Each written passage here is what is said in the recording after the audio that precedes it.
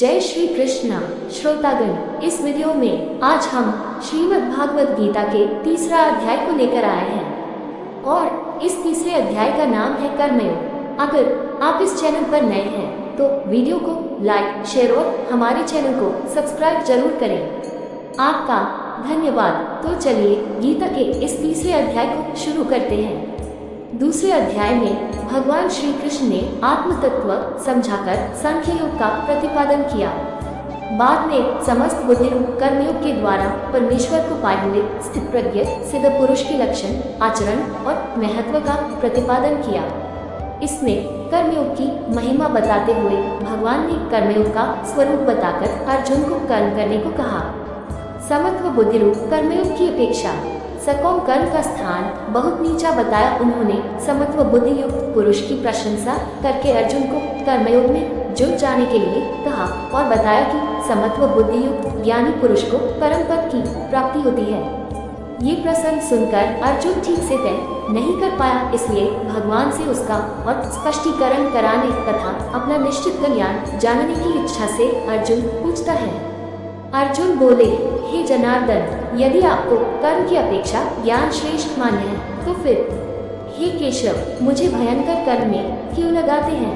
आपके मिले हुए वचनों से मेरी बुद्धि को मनोमोहित कर रहे हैं, इसलिए उस एक बात को निश्चित करके कहिए जिससे मैं कल्याण को प्राप्त हो जाऊं। श्री भगवान बोले, हे निष्पाप, इस लोक में दो प्रकार की निष्ठा मेरे द्वारा पहले कही गई है। उनमें से सांख्य योग की निष्ठा ज्ञान योग से और योगियों की निष्ठा कर्मयोग से होती है। मनुष्य न तो कर्मों का आरंभ किए बिना निष्कर्मता को यानी योग निष्ठा को प्राप्त होता है और न कर्मों के केवल त्याग मात्र से सिद्धि यानी सांख्य निष्ठा को ही प्राप्त होता है। निसंदेह कोई भी मनुष्य किसी काल में क्षण मात्र भी बिना कर्म किए नहीं रहता, क्योंकि सारा मनुष्य समुदाय प्रकृति जनित गुणों द्वारा परवश हुआ कर्म करने के लिए बाध्य किया जाता है। जो बुद्धि मनुष्य समस्त इंद्रियों को हठपूर्वक ऊपर से रोककर मन से उन इंद्रियों के विषयों का चिंतन करता रहता है, वह मिथ्याचारी अर्थात दंभी कहा जाता है। किंतु हे अर्जुन, जो पुरुष मन से इंद्रियों को वश में करके अनासक्त हुआ समस्त इंद्रियों द्वारा कर्मयोग का आचरण करता है, वही श्रेष्ठ है। तू शास्त्र विहित कर्तव्य कर्म कर, क्योंकि कर्म न करने की अपेक्षा कर्म करना श्रेष्ठ है तथा कर्म न करने से तेरा शरीर निर्वाह भी सिद्ध नहीं होगा। यज्ञ के निमित्त किए जाने कर्मों के अतिरिक्त दूसरे कर्मों में लगा हुआ ही यह मनुष्य समुदाय कर्मों से बढ़ता है। इसलिए हे अर्जुन, तू आसक्ति से रहित होकर उस यज्ञ के निमित्त ही भली भांति कर्तव्य कर्म कर। प्रजापति ब्रह्मा ने कल्प के आदि में यज्ञ सहित प्रजाओं को रचकर उनसे कहा कि तुम लोग इस यज्ञ के द्वारा वृद्धि को प्राप्त हो और ये यज्ञ तुम लोगों को इच्छित भोग प्रदान करने वाला हो। तुम लोग इस यज्ञ के द्वारा देवताओं को उन्नत करो और वे देवता तुम लोगों को उन्नत करें। इस प्रकार निस्वार्थ भाव से एक दूसरे को उन्नत करते हुए तुम लोग परम कल्याण को प्राप्त हो जाओगे। यज्ञ के द्वारा बढ़ाए हुए देवता तुम लोगों को बिना मांगे ही इच्छित भोग निश्चय ही देते रहेंगे। इस प्रकार उन देवताओं के द्वारा दिए हुए भोगों को जो पुरुष उनको बिना दिए स्वयं भोगता है, वह चोर ही है। यज्ञ से बचे हुए अन्न को खाने वाले श्रेष्ठ पुरुष सब पापों से मुक्त हो जाते हैं और पापी लोग अपना शरीर पोषण करने के लिए ही अन्न पकाते हैं, वे तो पाप को ही खाते हैं। संपूर्ण प्राणी अन्न से उत्पन्न होते हैं। अन्न की उत्पत्ति वृष्टि से होती है, वृष्टि यज्ञ से होती है और यज्ञ विहित कर्मों से उत्पन्न होने वाला है। कर्म समुदाय कुतु वेद से उत्पन्न और वेद को अविनाशी परमात्मा से उत्पन्न हुआ जान इससे सिद्ध होता है कि सर्वव्यापी परम अक्षर परमात्मा सदा ही यज्ञ में प्रतिष्ठित है। हे पार्थ, जो पुरुष इस लोक में इस प्रकार परंपरा से प्रचलित सृष्टि चक्र के अनुकूल नहीं बरतता अर्थात अपने कर्तव्य का पालन नहीं करता, वह इंद्रियों के द्वारा भोगों में रमण करने वाला पापायु पुरुष व्यर्थ ही जीता है। परंतु जो मनुष्य आत्मा में ही रमण करने वाला और आत्मा में ही तृप्त तथा आत्मा में ही संतुष्ट है, उसके लिए कोई कर्तव्य नहीं है। उस महापुरुष का इस विश्व में न तो कर्म करने से कोई प्रयोजन रहता है और न कर्मों के न करने से ही कोई प्रयोजन रहता है तथा संपूर्ण प्राणियों में भी इसका किंचन मात्र भी स्वार्थ का संबंध नहीं रहता। इसलिए तू निरंतर आसक्ति से रहित होकर सदा कर्तव्य कर्म को भली भांति करता रह, क्योंकि आसक्ति से रहित होकर कर्म करता हुआ मनुष्य परमात्मा को प्राप्त हो जाता है। जनकादि यानी जन भी आसक्ति रहित कर्म द्वारा ही परम सिद्धि को प्राप्त हुए थे। इसलिए तथा लोक संग्रह को देखते हुए भी तू कर्म करने को ही योग्य है, अर्थात तुझे कर्म करना ही उचित है। श्रेष्ठ पुरुष जो आचरण करता है, अन्य पुरुष भी वैसा वैसा ही आचरण करते हैं। वह जो कुछ प्रमाण कर देता है, समस्त मनुष्य समुदाय उसके अनुसार बरतने लग जाता है। हे अर्जुन, मुझे इन तीनों लोकों में न तो कुछ कर्तव्य है, न ही कोई भी प्राप्त करने योग्य वस्तु प्राप्त है, तो भी मैं कर्म में ही बरतता हूँ। क्योंकि हे पार्थ, यदि कदाचित मैं सावधान होकर कर्मों में न बरतूं तो बड़ी हानि हो जाए, क्योंकि मनुष्य सब प्रकार से मेरे ही मार्ग का अनुसरण करते हैं। इसलिए यदि मैं कर्म न करूं तो ये सब मनुष्य नष्ट भ्रष्ट हो जाएं, और मैं संकर्ता का करने वाला हूँ तथा इस समस्त प्रजा को नष्ट करने वाला बनूं। हे भारत, कर्म में आसक्त हुए अज्ञानी जन जिस प्रकार कर्म करते हैं, आसक्ति रहित विद्वान भी लोक संग्रह करना चाहता हुआ उसी प्रकार कर्म करे।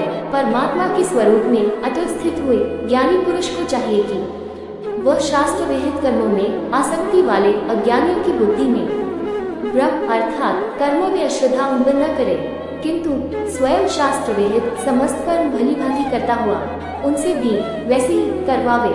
वास्तव में संपूर्ण कर्म सब प्रकार से प्रकृति के गुणों द्वारा किए जाते हैं, तो भी जिसका अंतःकरण अहंकार से मोहित हो रहा, ऐसा अज्ञानी मैं करता हूँ ऐसा मानता है। परंतु हे महाबाहु, गुण विभाग और कर्म विभाग के तत्व को जानने वाला ज्ञानी योगी संपूर्ण गुणी गुणों में बरत रहे हैं, ऐसा समझकर उनमें आसक्त नहीं होता। प्रकृति के गुणों से अत्यंत मोहित हुए मनुष्य गुणों में और कर्मों में आसक्त रहते हैं। उन पूर्णतया न समझने वाले मंद बुद्धि अज्ञानियों को पूर्णतया जानने वाला ज्ञानी विचलित न करे। मुझ अंतर्यामी परमात्मा में लगे हुए चित्त द्वारा संपूर्ण कर्मों को मुझ में अर्पण करके आशा रहित, ममता रहित और संता रहित होकर युद्ध कर। जो कोई मनुष्य दोष दृष्टि से रहित और श्रद्धायुक्त होकर मेरे इस मत का सदा अनुसरण करते हैं, वे भी संपूर्ण कर्मों से छूट जाते हैं। सभी प्राणी प्रकृति को प्राप्त होते हैं, अर्थात अपने स्वभाव के परवश हुए कर्म करते हैं। ज्ञानवान भी अपनी प्रकृति के अनुसार चेष्टा करते हैं, फिर इसमें किसी का हट क्या करेगा। इंद्रिय के अर्थ में अर्थात प्रत्येक इंद्रिय के विषय में राग और द्वेष छिपे हुए स्थित हैं। मनुष्य को उन दोनों के वश में नहीं होना चाहिए, क्योंकि वे दोनों ही इसके कल्याण मार्ग में विघ्न करने वाले महान शत्रु हैं। अच्छी प्रकार आचरण में लाए हुए दूसरे के धर्म से गुण रहित भी अपना धर्म अति उत्तम है। अपने धर्म में तो मरना भी कल्याणकारक है और दूसरे का धर्म भय को देने वाला है। अर्जुन बोले, हे कृष्ण, तो फिर यह मनुष्य स्वयं न चाहता हुआ भी बलात् लगाए हुए की भांति किससे प्रेरित होकर पाप का आचरण करता है। श्री भगवान बोले, रजोगुण से उत्पन्न हुआ ये कामी क्रोध है। ये बहुत खाने वाला अर्थात भोगों से कभी न अघाने वाला और बड़ा पापी है। इसको ही तू इस विषय में मेरी जान। जिस प्रकार धुएं से अग्नि और नर से दर्पण ढका जाता है तथा जिस प्रकार जय से गर्भ ढका रहता है, वैसे ही उस काम के द्वारा ये ज्ञान ढका रहता है। और हे अर्जुन, इस अग्नि के समान कभी न पूर्ण होने वाले कामरूप ज्ञानियों के नित्य वैरी के द्वारा मनुष्य का ज्ञान ढका हुआ है। इंद्रियां, मन और बुद्धि ये सब वासस्थान कहे जाते हैं। ये काम इन मन, बुद्धि और इंद्रियों के द्वारा ही ज्ञान को आच्छादित करके जीवात्मा को मोहित करता है।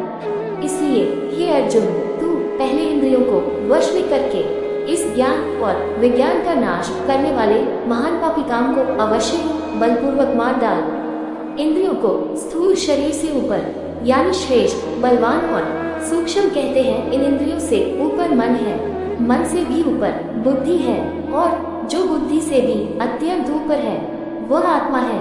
इस प्रकार बुद्धि से ऊपर अर्थात सूक्ष्म, बलवान और अत्यंत श्रेष्ठ आत्मा को जानकर और बुद्धि के द्वारा मन को वश में करके, हे महाबाहो, तू इस कामरूप दुर्जय शत्रु को मार डाल। ओम तत्सदिति। श्रीमद् भगवद गीता उपनिषत्सु ब्रह्म विद्यायां योग शास्त्रे श्री कृष्णार्जुन संवादे कर्मयोगो नाम तृतीय अध्याय। इस प्रकार उपनिषद, ब्रह्म विद्या तथा योग शास्त्र रूप श्रीमद् भगवद गीता के श्री कृष्ण अर्जुन संवाद में कर्मयोग नामक तृतीय अध्याय संपूर्ण हुआ। तो फिर श्रीमद् भागवत गीता के अगले अध्याय में मिलते हैं। तब तक के लिए आज्ञा दीजिए। जय श्री कृष्ण।